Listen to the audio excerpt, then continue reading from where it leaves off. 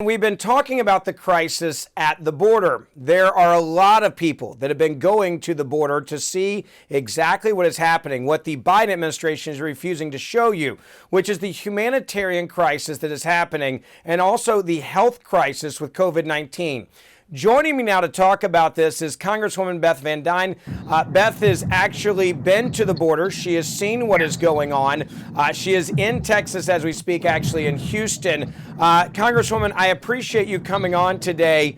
You have been down there and seen this. This is clearly a humanitarian crisis. This is also a crisis at the border on a general level, and this administration doesn't seem to be wanting to stop this crisis. In fact, the Biden team has actually been saying we're going to open up new beds and expand, their words, not mine, their capacity to handle more immigrants coming across the border, which is shocking that they would be saying that and basically saying to these illegal immigrants and these coyotes, hey, come on over. We'd love to have more of you.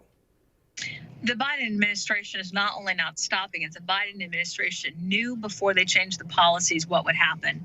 I was down in McAllen this last week, Monday and Tuesday, talking to Customs and Border Patrol, Customs and Border Protection, and talking to folks that were advisors to former President Trump, but came in with and advised President Biden that if you reverse these policies, if you put a 100-day deportation, a 100-day moratorium on deportations, if you stop the agreements that we have with the first safe country that people come in, if you stop these policies, this is exactly what's going to happen. You're going to have a surge at the border. You're not going to be able to handle it.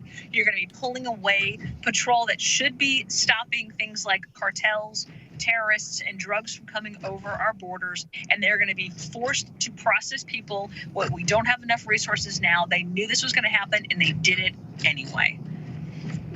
You know, one of the most shocking things about this, Congresswoman, is the fact that cartels are literally now switching, from what I've been told from border security, they're switching from smuggling drugs at the moment to smuggling human beings because it's more profitable.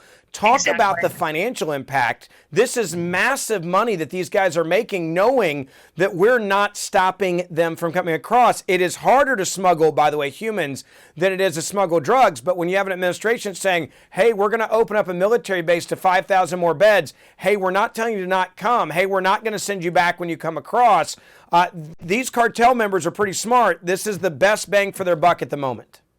Well, if they're doing sex trafficking, they can sell a person a number of times a day versus just being able to sell a drug once. So, yeah, you're absolutely right. And, talking to folks with ORR or HHS, they'll tell you that sex trafficking and human smuggling used to be like mom and pop operations a few years ago. It's now turned into multi-billion-dollar business, where you are seeing it very organized. And the idea of opening up the borders, as was the rhetoric during the Biden campaign, they've been the Biden campaign, the Biden presidency, the Biden administration are the best friends that human smugglers and drug cartel have ever had. They are enriching them and empowering them every single day. And it's heartbreaking when you are down at the border and you were looking at a facility that was built for COVID restrictions to host and hold no more than 250 people. And they had 5,700 people there earlier this week.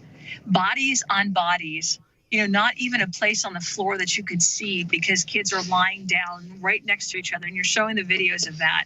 I saw it firsthand. And it's one thing to see it on a computer screen, on a TV screen. It's quite another to be in there and see it all around. It's one pod after another pod.